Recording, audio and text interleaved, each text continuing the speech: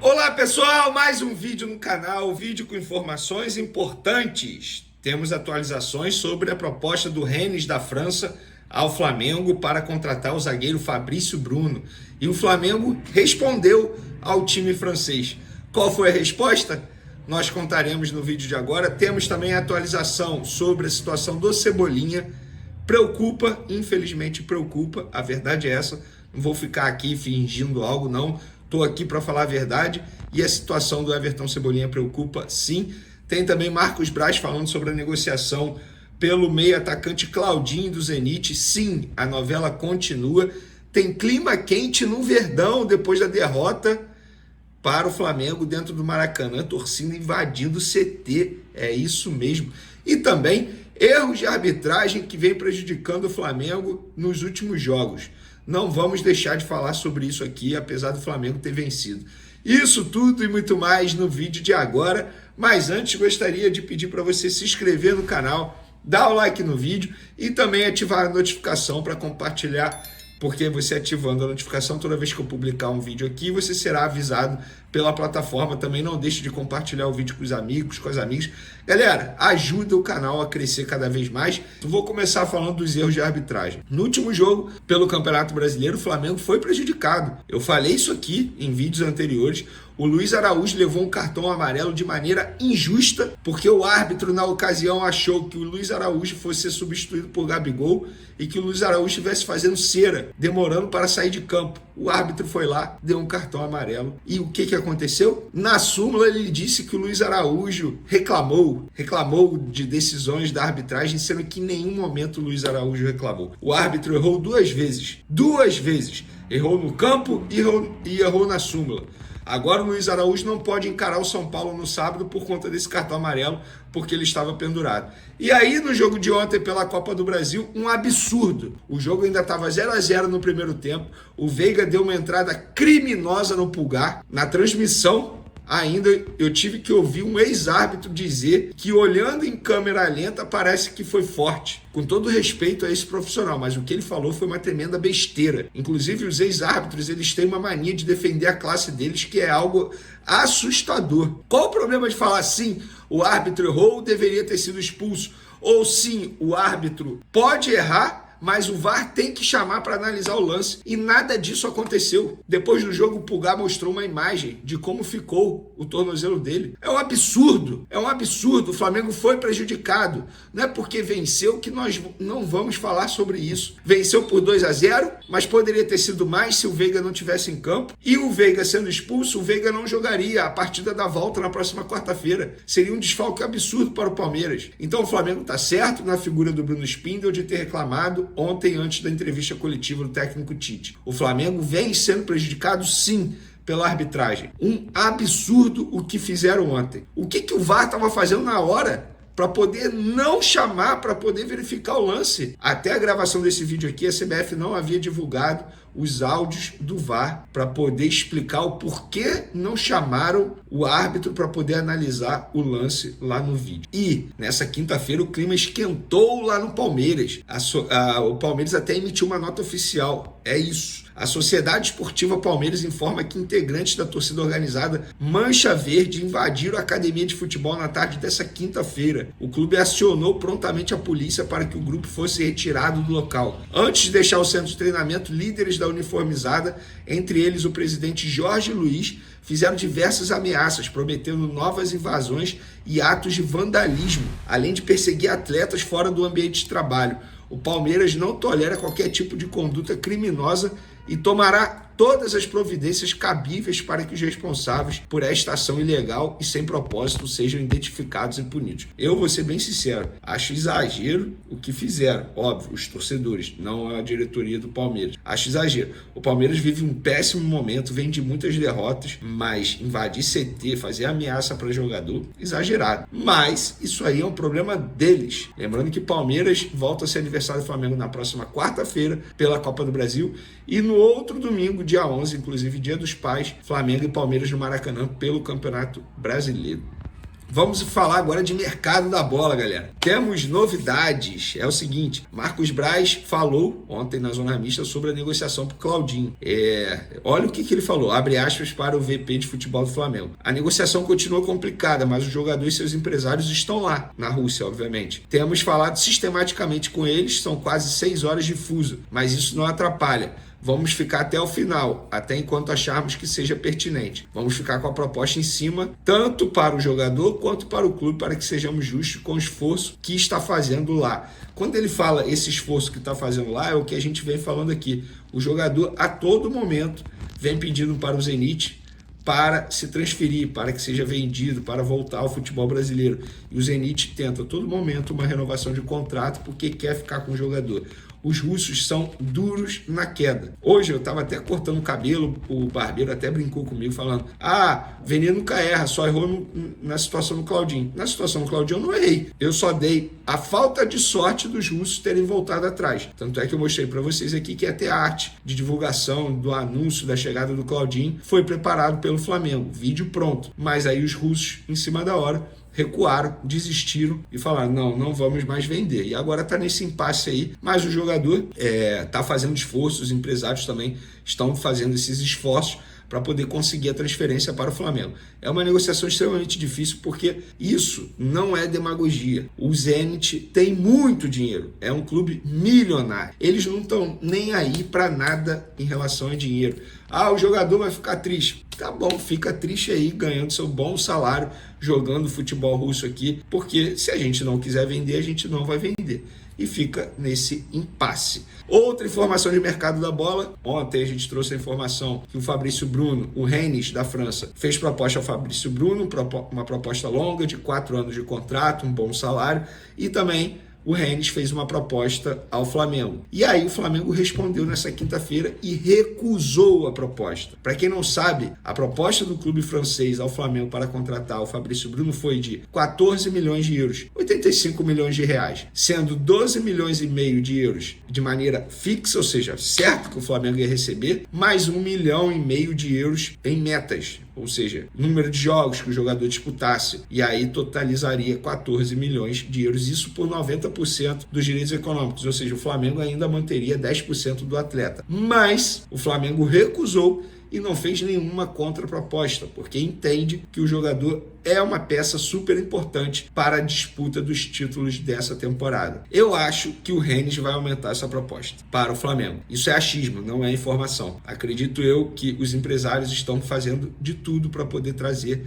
essa proposta para o Flamengo e que o Flamengo venda o jogador. Lembrando, o Flamengo havia aceitado a proposta do West Ham para vender o Fabrício Bruno, mas aí foi o Fabrício Bruno que não quis. No caso do Rennes, beleza, o jogador topa, mas aí o Flamengo tem que aceitar, e o Flamengo não aceitou até o momento. Eu vou ser bem sincero, eu não acho nenhum absurdo o Flamengo recusar essa proposta, muito pelo contrário. O Flamengo é um clube que não precisa de dinheiro em caixa, o Flamengo é um clube que está brigando por 3 competições importantes, Copa do Brasil, Brasileiro e Libertadores. Fabrício Bruno é peça importante, jogador titular hoje com o técnico Tite. Mas com esse dinheiro pode contratar outro. Beleza. Quem te garante que esse outro vai chegar e vai jogar tal como o Fabrício Bruno vem jogando? Vai se adaptar rapidamente nessa temporada? Tudo é uma incógnita. Então o Flamengo está priorizando, obviamente, o ganho técnico, não o ganho financeiro. O Flamengo recusou uma proposta aí recentemente pelo Matheus Gonçalves, do Red Bull Bragantino, e vai recusar se achar que não é uma boa oferta. Hoje, para tirar jogador do Flamengo é muito difícil. O Flamengo vive uma saúde financeira muito bem, obrigado, e não está desesperado para vender jogador. É isso. Para finalizar nosso vídeo, galera, Cebolinha, situação do Cebolinha, ele ainda sente dores no local. Everton Cebolinha, postei nas outras redes sociais. Everton Cebolinha fará exame amanhã, sexta-feira, para saber a gravidade da lesão muscular no músculo posterior da coxa direita. Hoje o atacante fez tratamento em casa e também sente dores no local. Fez em casa e também no CT, tá? E sente dores no local. O camisa 11, portanto, deve ser desfalque no Flamengo no jogo de sábado diante do São Paulo, no Morumbi, pelo Campeonato Brasileiro. Confirmada essa lesão muscular, será a terceira do Everton Cebolinha no ano, ou seja, em 7 meses. Além desses 3 problemas musculares, ele teve problema no tendão e também no quadril recentemente. Então o Everton Cebolinha, tecnicamente falando, está muito bem, mas fisicamente está sofrendo bastante. Eu não acho normal um jogador como ele. Quando eu falo como ele é atleta, no sentido literal da palavra. Ele se cuida fora das 4 linhas, ele faz o treinamento invisível, que as pessoas gostam de dizer, em casa, com fisioterapeuta particular, segue nutricionista, todo um plano alimentar, é um cara que se cuida muito. Então não é normal o Everton Cebolinha estar sentindo tantos problemas físicos. Eu acho que ele, o staff dele, precisou conversar com o Flamengo para entender o que está acontecendo. Bruno Henrique provavelmente volta no jogo de sábado contra o São Paulo, então teoricamente entra na vaga do Cebolinha aí na ponta esquerda. Bom, primeiro, boa noite a todos. Obrigado pela oportunidade de falar. A gente está muito decepcionado com a atuação do VAR dessa noite. Até queria saber a opinião de vocês, se tem algum de vocês que acha que a entrada do Veiga no Eric, acima do tornozelo, não era para expulsão. Tem alguém aí que acha que não era para expulsão? Assim, eu não sei se as câmeras do VAR são suficientes para enxergar ou não. E eu queria entender o que passa na cabeça do Igor Benevenuto de não chamar para expulsão um lance clássico como esse, acima do tornozelo, de um jogador. Aí eu estou contextualizando a consequência do erro. Um jogador importantíssimo do Palmeiras, que no momento da entrada ele já reage, se vocês forem ver a imagem, ele já tem uma reação de arrependimento ali da consequência do erro dele como atleta, de ter feito uma entrada para expulsão e que teria consequências para o jogo de hoje e consequência para o jogo de volta. Então só queria entender o critério, o que passa na cabeça do VAR, se tem pouco monitor lá, se tem pouca imagem para ver, e para avaliar uma entrada dessa e sequer chamar para revisão. Assim, eu tenho certeza que fosse uma entrada dessa na Libertadores ali, que os critérios dos árbitros normalmente, principalmente na questão disciplinar, são mais uniformes e coerentes, era expulsão sumária, não tinha nem discussão. Não consigo entender, sinceramente, assim, vou passar a semana inteira sem entender o que passou na cabeça dele. Talvez não tivesse funcionando o VAR, mas aí o árbitro teria que avisar os capitães, né, nesse momento, e teve consequência para o jogo de hoje e tem consequência para o jogo de volta.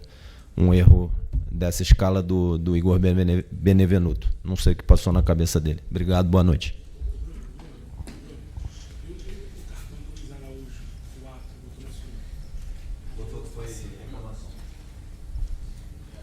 Boa noite, aqui, Julie Santos, da Flá TV. Primeiro, parabéns pela vitória. E em um jogo com teor decisivo e que muitas vezes é resolvido nos detalhes, o Flamengo construiu um grande resultado aqui no Maracanã, mas a gente sabe que ainda não tem nada resolvido. Como é que você avalia esses primeiros 90 ter o protagonismo na partida? Os 100 minutos, na verdade, porque normalmente tem um acréscimo. Ele fez um grande jogo. Fez 2 tempos muito parecidos, em que a diferença do primeiro para o segundo foi a precisão de finalização, com um volume muito grande, num grande clássico, 2 extraordinárias equipes, e que o desempenho não reflete o placar.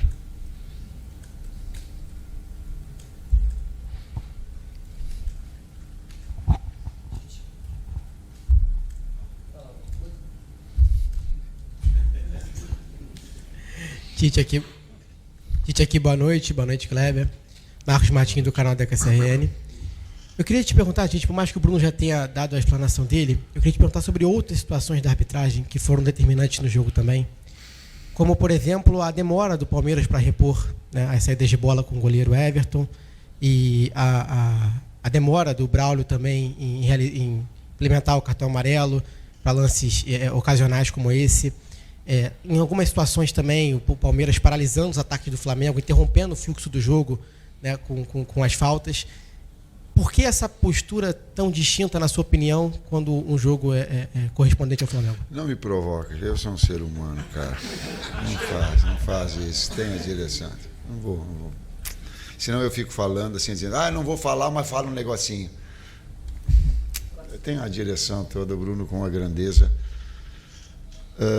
Eu vou falar publicamente, Bruno, o que eu já disse numa reunião. Nós estamos tendo, a comissão técnica, a felicidade de ter um profissional, um executivo da tua grandeza, cara. Da tua grandeza. Tu não pede aquilo que não é nosso. Tu tens ética, tu tens moral. Tu passa isso para nós, no nosso dia a dia. Oi, Tite, Kleber, boa noite, parabéns pela vitória. Eu vou fazer uma pergunta que eu queria uma explicação sua de um sentimento que eu tive lá em cima, tá? Quando o Flamengo perdeu o Cebolinha, você opta, no caso, só tinha ele, que era o Luiz Araújo, para fazer a função ali, eu achava que em algum momento, durante o primeiro tempo, depois que ele entrou, você ia fazer com que ele jogasse lá na direita e trouxesse o Gerson para cá. Isso não foi feito e aí veio um intervalo. Aí eu achei que viria, não foi feito. Eu acho que isso teve uma explicação e você estava muito certo, porque o Luiz cresceu muito no segundo tempo e o time, enfim, como um todo, jogou da mesma forma como você já bem disse. Eu queria que você explicasse se teve exatamente esse motivo, para não ter, no caso, o Luiz ter atuado pelo lado de lá. E se para o sábado você já conta com o Bruno, você perdeu o Cebola e perdeu o Luiz, que está suspenso, né, contra o São Paulo. A decisão final ela é minha, porém eu partilho disso com a comissão técnica toda. E o Kleber pode falar porque foram eles que buzinaram para que permanecesse do lado esquerdo. E conta a história. Eu parabenizei o Luiz agora no final do jogo, dizendo para ele, tu joga muito, tanto na esquerda quanto na direita. Né? Ele teve a maior parte da carreira dele jogando por aquele lado, tem a facilidade de trazer para dentro, mas ele tem boas movimentações pelo lado esquerdo e hoje fez um gol e quase fez outro gol. E a gente, em determinado momento, ainda no primeiro tempo, a gente deixou que eles flutuassem mais, ele principalmente do lado esquerdo, para que o Ayrton atacasse esses espaços e depois podendo até trocar de lado com o Gerson, não em definitivo. E a coisa foi acontecendo assim, porque algumas movimentações que a gente fez começaram a abrir a possibilidade da gente chegar mais perto do gol do Palmeiras. Quanto ao Bruno, amanhã ele treina, já treinou, né, ontem, treinou hoje, e amanhã ele treina e possivelmente está liberado para o jogo. Mas vai depender muito do treino de amanhã. Boa noite, professor Tite, boa noite, Kleber, parabéns pela vitória, Bruno Castanha. Desde que teve o sorteio, né, que saiu Flamengo e Palmeiras, todos os comentários são das duas principais equipes de investimento, que vem ganhando título durante o ano. O que a gente viu no jogo de hoje foi um amplo domínio, né, do Flamengo, passando por cima do Palmeiras, na minha avaliação. Acho até que ficou barato para o Palmeiras. Como é que você avalia, né, cara, esse Flamengo tão consistente, essa evolução e esse nível de jogo, se tratando de um dos maiores clássicos da atualidade do futebol brasileiro? Obrigado. Eu começo não quantificando o dinheiro como qualidade, porque eu fui campeão com o Caxias e que o Ronaldinho Gaúcho, ele ganhava o que o Caxias todo ganhava durante um ano. E nós ganhamos de 3-0 do Grêmio e depois empatamos. Então, quantificação de dinheiro ela não determina a qualificação profissional. Senão o salário, a gente vê o salário de cada um da imprensa, esse aqui é o melhor, esse aqui não é. Ou o salário dos técnicos, esse aqui é melhor, esse aqui não é. E até porque, dito nós somos o quinto investimento entre as 5. Então, o que tem são duas grandes equipes. Extraordinárias, com recursos técnicos individuais, com qualidade, com protagonismo individual, coletivo. O Abel fazendo um extraordinário trabalho. Tanto tempo, é fora dos padrões normais brasileiros fazer com tanto tempo, mexendo e trocando a equipe e ajustando a equipe. Então, o Flamengo mantendo a sua base é importante, trazendo, agregando profissionais que possam ter. O Bruno disse que tem engatilhado aí ele, o presidente, eu acho umas contratações aí, duas, eu acho que ele fala que duas. Né? E a gente falou da grandeza do clássico e do Palmeiras, né? O Sampaio até falou recentemente, A gente, na nossa metodologia, trabalha todos os atletas, trabalha em cima do próximo jogo. Claro que agora mudou a competição, então a gente focou num outro tipo de competição, né? Focamos para esse jogo os pontos fortes, os pontos mais frágeis do Palmeiras, o trabalho em cima da nossa equipe, das opções que nós tínhamos, né, para esse jogo só sem a presença do Bruno. E aí vai seguir assim. Já temos um jogo muito em cima agora, que é um dia de descanso para quem jogou e recuperação, para poder avaliar o adversário, para trabalhar em cima, para ver quem tem condições de poder fazer esse jogo que já é no sábado, um jogo que vale muito, vale a continuação da nossa liderança na competição. Então, a partir de manhã nós já estaremos lá no Ninho, trabalhando para o jogo contra o São Paulo e esquecendo o Palmeiras por enquanto, voltar a pensar em Palmeiras a partir de domingo. O Tite, boa noite. O Abel falou lá do outro lado que o Flamengo tinha o time full hoje. Ele se rendeu ao resultado, à atuação do Flamengo, mas questionou esse ponto da parte física. E a gente viu alguns jogadores desgastados aí nos últimos jogos, você vira e mexe fala disso. Como é que você pretende, nessa maratona de agosto, criar essa mobilização que a gente viu hoje aqui no Maracanã? O torcedor apoiando 90 minutos. Individualmente, acho que ninguém destoou assim, ninguém foi mal. E o conjunto sobressaiu muito também. Tem vários jogos agora para se ter essa pegada, né? Decisivos e do brasileiro também na disputa pela liderança. Como é que você tem conseguido administrar isso? Vai mais ou menos em cima do que eu falei. É trabalhar a recuperação dos atletas, é trabalhar as estratégias para o próximo adversário dentro da característica de cada competição e seguir trabalhando como a gente sempre trabalhou todos os atletas, todos que entram estão em condições. Hoje entraram até num tempo menor, né? Acho que a nossa primeira modificação foi com 35 por aí, mas todos que entraram nesse tempo deram a resposta importantíssima no jogo. Mantiveram o nível de marcação agressiva, mantiveram a velocidade para sair em contra-ataque. A gente teve a oportunidade, ainda após a última substituição, que foi a do Wesley, a possibilidade de fazer o terceiro gol. Então vai seguir dentro dessa linha, né? Sigo o relator.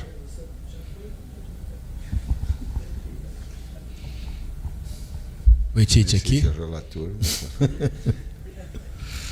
David Schaff, do Antenados da Jogada. Oi, Kleber. Bom, perguntar, já que vocês falaram, né, se vão chegar reforços agora para essa janela do meio do ano. Acho que é inevitável a pergunta, né? E a pergunta que eu faria, vou fazer também, que ano passado você disse, não é o Flamengo que tem que ter a cara do Tite, é o Tite que tem que ter a cara do Flamengo. Eu queria te perguntar exatamente isso, perguntar para vocês dois, se o Tite já tem a cara do Flamengo, se é mais ou menos assim. Porque eu perguntei para o Abel sobre as primeiras mudanças que ele fez no segundo tempo, que eu acho que abriram um pouco mais, né, o time do Palmeiras. Ele falou que não, quando o Flamengo fez o gol, o Flamengo recuou e fez o segundo gol, no caso, e teve as outras chances em transição. Então, não sei se você concorda, e se o Flamengo já tem o contrário, né, o Tite já tem a cara do Flamengo. A minha esposa está me ajudando. Aliás, eu quero ir para casa porque ela não está legal, eu quero ficar pertinho dela. Ela está me ajeitando, ela está me deixando mais ou menos não bonito, que não vai ter jeito, mas pelo menos tentando ser a cara do Flamengo, sim, que é um orgulho muito grande. E a outra? A questão do gol, né? Da gente fazer o segundo gol numa transição, é que normalmente acontece dessa maneira, né? Quando tu faz o gol, o time se solta um pouco e a gente aparece mais oportunidades de contra-ataque. E a gente, em 2 oportunidades, quase fez o terceiro gol, né? Uma com o Luiz e outra com o Wesley. Mas é natural do jogo, o jogo é assim, os momentos do jogo são assim. Os reforços são com a direção. Boa noite. Boa noite, Tite. Boa noite, Kleber. Fred Gomes, do GE. Queria perguntar, assim, hoje foi um dia muito positivo, em todos os sentidos. O Flamengo jogou muito, a torcida muito feliz, mas teve uma situação triste para vocês que eu pergunto, assim, como que é para vocês darem uma acalmada no Cebolinha, que ele saiu muito revoltado. Você faz um primeiro contato, faz um carinho nele ali, mas ele joga, se eu não me engano, a caneleira no chão, com a decepção de ter sido substituído aos 23 minutos. E outra pergunta que eu faço, assim, você diz, Tite, que não gosta de avaliar individualmente, mas hoje foi um dia que a gente, quando tem que dar aquelas notas no site, foi difícil de dar uma nota abaixo de 7, que todo mundo jogou bem. Dá para fazer uma análise, então, talvez coletiva, mas citando jogador por jogador, se você achar que vale. Obrigado, boa noite. Tu repetiu a conversa que nós tivemos dentro do vestiário. O padrão de atuação de todos os atletas foi em alto nível. Inclusive aqueles que entraram.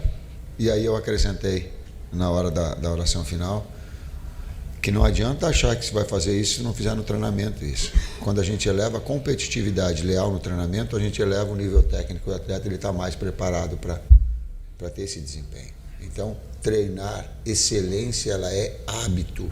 Tem que treinar forte. Se não treinar, não adianta. Não adianta. Então, esse é a situação final. Do Cebolinha, eu conversei com ele agora. No final do coisa, falei, digo, e aí? Ele, professor, foi na hora que eu dei o calcanhar, ele se embolou a perna, ele disse, tanto é que na sequência eu ainda consegui dar o passe, eu digo, pois é, eu não vi. Ele disse, eu senti que estava embolado.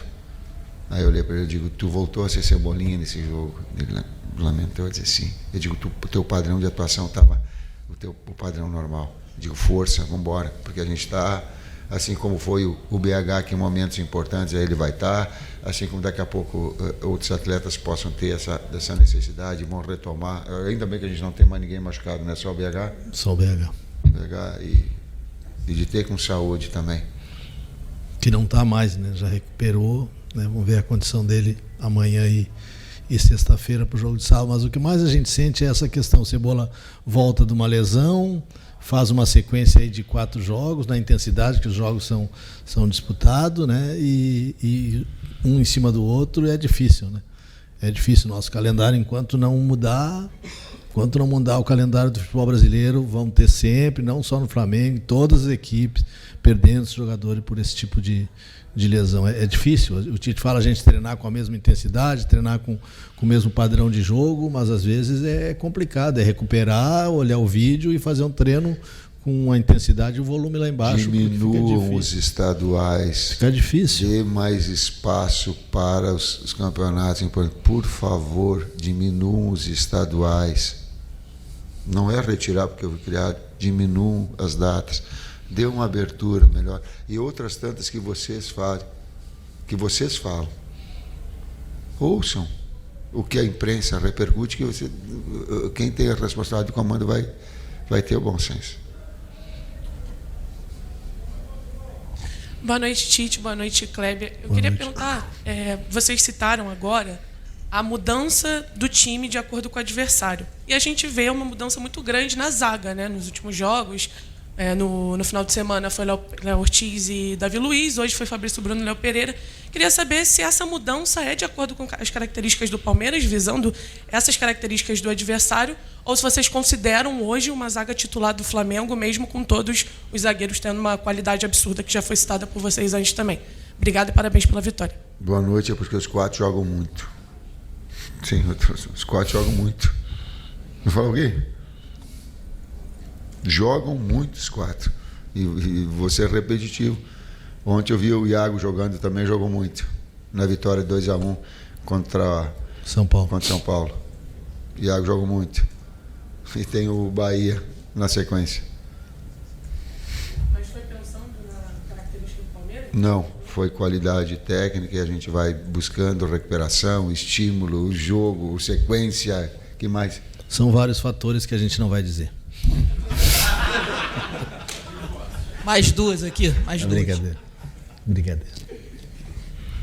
Boa noite, Kleber, Tite, Rafael Morientes do Amazon Prime. Primeiro, Kleber, na entrevista pós-jogo com o Pedro, ele falou sobre, já pensando, projetando o jogo de volta, do gramado do estádio do Palmeiras. Queria que você falasse, pedisse para o Tite, nossa transmissão enalteceu a partida individual do De La Cruz. E como você fez esse cara se sentir à vontade com essa camiseta? Queria que, por fineza, vocês respondessem essas perguntas.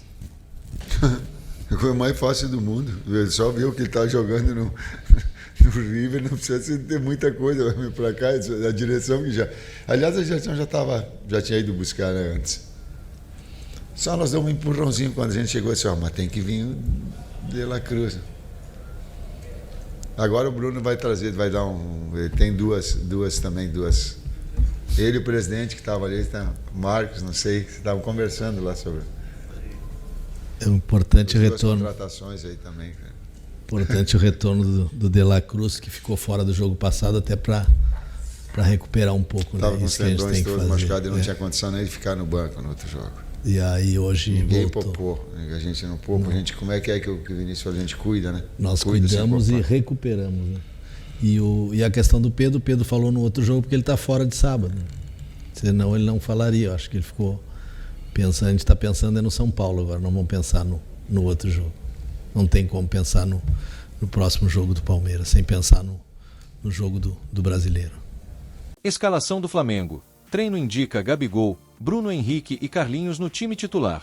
O nosso técnico Tite decidiu poupar vários jogadores para o confronto contra o São Paulo, que vai rolar no Morumbi, neste sábado, às 21h30, horário de Brasília. O Mengão vai a campo com um time bem diferente daquele que deu um show contra o Palmeiras, vencendo por 2-0 na última quarta-feira. Dos craques que começaram contra o Palmeiras, só Léo Pereira continua no time titular. Quem soltou a provável escalação primeiro foi o pessoal do Coluna do Fla. Bruno Henrique está de volta na ponta esquerda, Matheus Gonçalves vai jogar aberto pela direita e Gabigol vai ficar mais recuado, atuando atrás do Carlinhos. Tanto Matheus Gonçalves quanto Gabigol terão liberdade para trocar de posição durante o jogo, o que promete deixar nossa equipe ainda mais dinâmica e imprevisível. A provável escalação do Flamengo é a seguinte: Rossi, Wesley, Davi Luiz, Léo Pereira e Vina, Léo Ortiz, Alan e Gabigol, Matheus Gonçalves, Bruno Henrique e Carlinhos. Além de poupar vários titulares, Tite não poderá contar com Luiz Araújo e Pedro, que estão suspensos. Everton Cebolinha, mesmo que os exames não indiquem lesão, também não vai estar com a galera na delegação. Gabigol volta ao time titular pela primeira vez desde fevereiro. A última vez que ele começou jogando foi na vitória por 3-0 sobre o Volta Redonda, quando ele balançou as redes e fez a nação rubro-negra vibrar.